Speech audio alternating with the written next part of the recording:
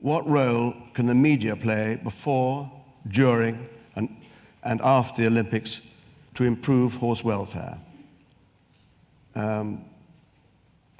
Hugh, perhaps it's your one, really.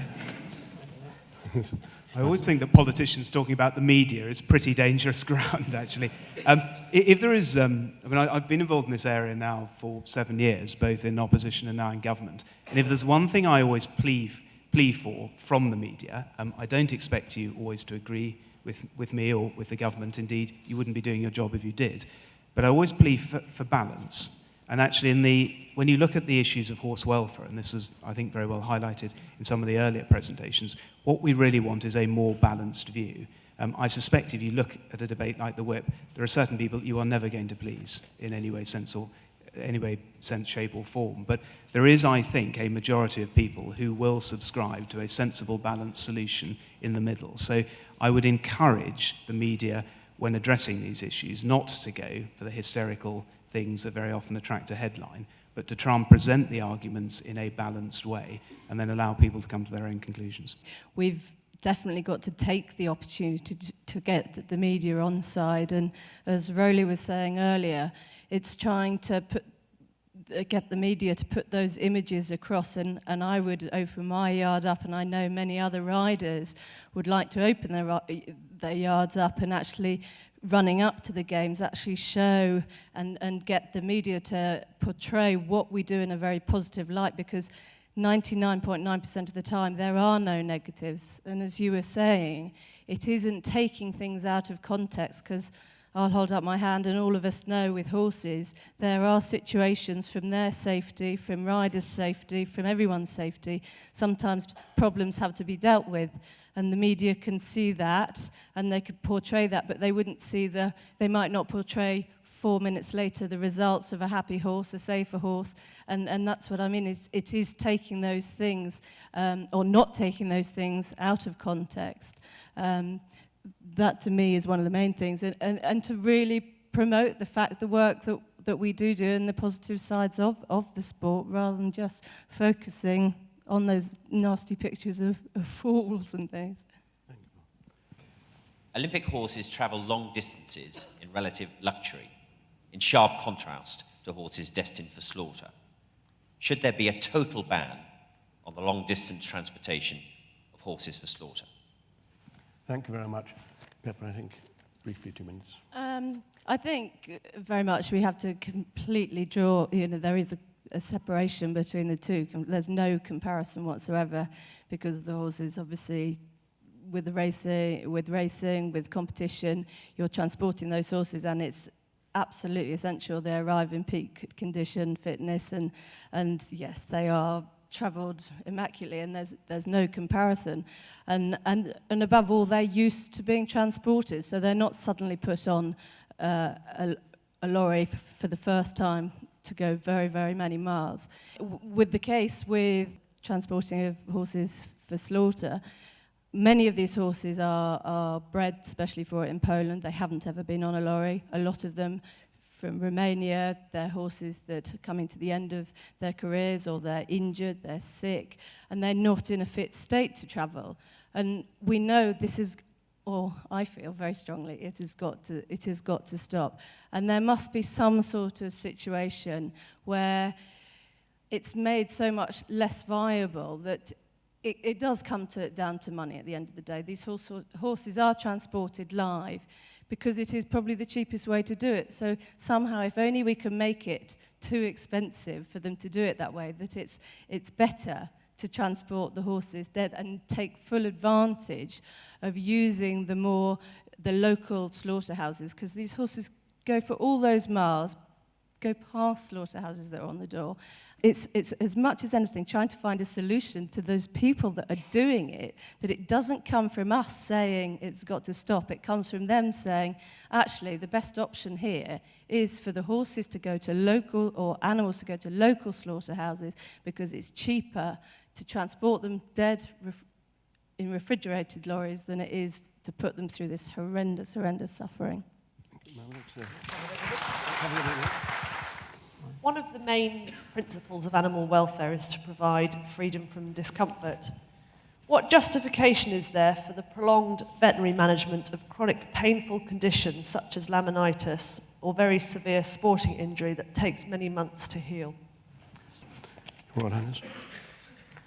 Well, there isn't a simple answer to this, is there? Because veterinary medicine has advanced. Because I suppose you could argue that in 40 years ago, probably the simple answer to any injury was to put a horse down, because you neither had the facilities or the ability to make them comfortable with that injury, and there was no real way of treating serious injury. And you can argue that that has changed dramatically in the improvement in medications of all sorts and the ability to operate on things that you wouldn't have done in the past. I think you really do have to judge each case on its merits. But of course, as medical research has improved and treatments have improved, it muddies the water. It makes things much less clear, and there are many more ifs and buts, as I know to my cost. I think for most people who have old horses, there is a point at which you sort of know that they're happy in a field or they've got past the point of being able to cope. Now, that's actually a judgment call which owners who know their animals might be able to make. The definition of comfort and whether you know that that's really true, quite a difficult issue to pontificate on, I suspect. But I do think we've got to the stage where, you know, there are cases where you really wouldn't have ever thought that a horse could have coped with that injury in the past. And yet now you're seeing them not just recover, but actually going back into what is a useful, if that's the right expression, an enjoyable life, different, but nonetheless something that they've enjoyed. We've got to keep an open mind about that. Thank you, ma'am. When will they ban the whip, or the use of the whip, in racing? Mark. Probably don't want the microphone. That's the question, isn't it? When did you stop beating your wife? It's a well-phrased question. I think the BHA have made an excellent stab at it. The whip rule now is almost accepted straight away. The sight of racing now has completely changed in finishes, and it looks miles better. However, they took a gamble to introduce it just before the big race at Ascot to try and prevent there being a horror, because it was only in big races really that the old rule was abused. And they introduced it just before Ascot, and instead of taking away controversy, it highlighted controversy. The jockeys made it worse by only complaining about how it was going to hit them financially, so they came out of it very badly. So this excellent rule, which is already working, caused a furore which really needn't have been there. And my criticism is that the BHA introduced an extremely good rule very clumsily, and I also would enforce it more vigorously. I would take the race off the jockey if he broke the rules. And that would completely change it. And in my view, the BHA are not man enough, if you like, to enforce their own rule. And I would simply take the race off the jockey. That would affect everything. It's a very simple way of doing it, and if I was them, I would just take the race off them, and it will end the problem. As it is, they've given a bit of ground, there's a bit more muddle to go through, but in the end, it'll be for the good of everybody, and I applaud the BHA for doing it. I'm sorry that they've received unwarranted criticism for it. That was just partly bad luck and a little bit of bad judgment, but nothing that's worth having is attained easily, and I think it's every chance of there being a long period before people deem the current whip rule to be in any way excessive to horse welfare. So I would applaud them, but we're at the end of a mess at the moment. What are your views?